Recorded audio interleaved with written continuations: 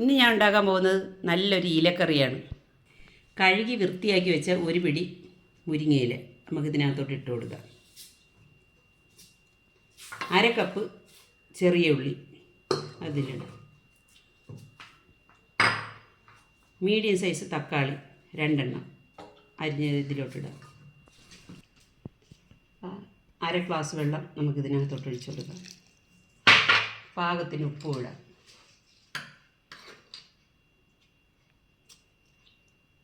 ഇതിന് നമ്മൾ അടച്ച് അടുപ്പത്ത് വെച്ച് ഒരു ഫിസിൽ ഏൽപ്പിക്കുക.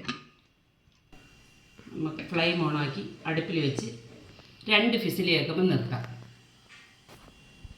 നമുക്കിതിന് ആവശ്യമായ ചേരുവ നോക്കാം. 1/2 മുറി തേങ്ങ തിരുവിയത് മിക്സിയിലിടാം.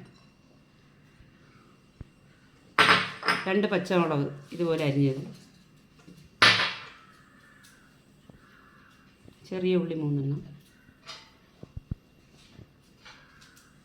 പൂണ്ട് ഒരു 3 അല്ലി,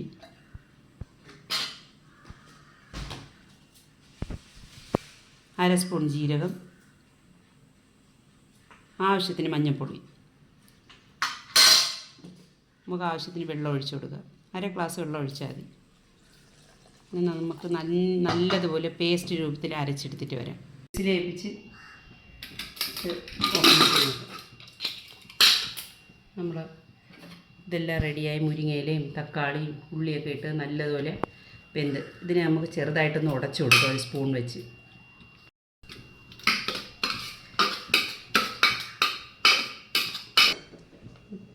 നമ്മൾ അരച്ച് വെച്ച അരപ്പ് ഇതുപോലെ ഇത്ര വെള്ളമേ ആകാവൂ, ഒരുപാട് വെള്ളമൊന്നും എടുത്ത് ഒഴിക്കില്ല. ഇതിനെ നമുക്ക് ഇതിലോട്ട് ഒഴിക്കാം.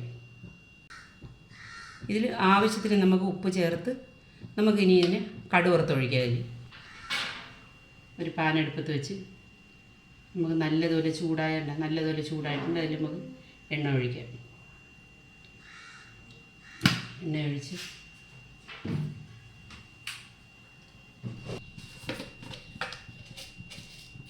ഒരല്പം കടുകിട്ടാം. ഒന്ന് വിളിച്ച് ഓടണം. കടുകിട്ട് ആവശ്യത്തിന് കടുകിടണം. കടുക് പൊട്ടിയതിന് ശേഷം അതിലോട്ട് നമുക്ക് ഉള്ളി ഇടാം. ചെറുതായി അരിഞ്ഞ് വെച്ചിരിക്കുന്ന ഉള്ളി ഇട്ട് കൊടുക്കാം. നമുക്ക് 2 വറ്റലോളം അരിഞ്ഞത് ഇട്ട് കൊടുക്കാം. 2 തണ്ട് കറിവേപ്പില നമുക്ക് ഇട്ട് കൊടുക്കാം.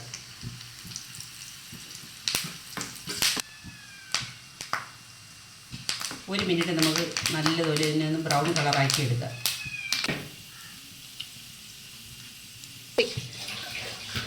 നമ്മൾ കടു താളിച്ച് ഇനി നമുക്ക് ഇതിനകത്തോട്ട് ഒഴിക്കാം.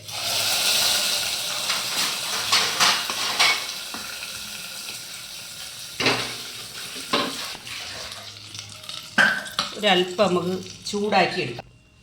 അടുപ്പിൽ വെച്ച് നമുക്ക് ചെറിയ ചൂടാക്കി എടുക്കണം. തിളപ്പിച്ച കളയിൽ ചൂടാക്കിയേ ചെയ്യാവും. കറി ഇവിടെ റെഡിയായി കഴിഞ്ഞ്